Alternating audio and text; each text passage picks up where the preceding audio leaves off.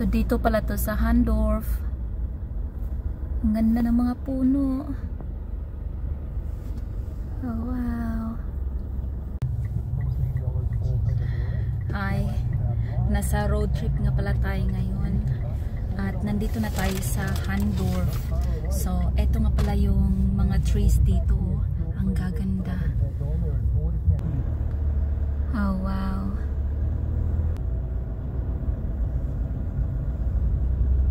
Oh, wow. What a beautiful tree there over there.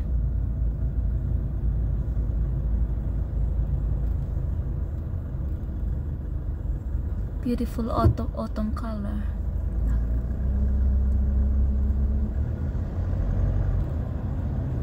Ang mga trees na to ay hindi pa in full bloom.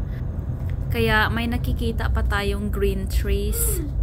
So, in a week or two, babalik tayo dito sa lugar na to para makita natin kung mag-change pa ba ang kulay ng mga puno. For example, yung mga green na puno ay magiging yellow ba, or yung mga yellowish na puno ay magiging more yellow pa or orange. Pero ang ganda din tingnan ng yellow at green trees, ano. Nakaka-relax lang talaga. I mean, ako nare-relax.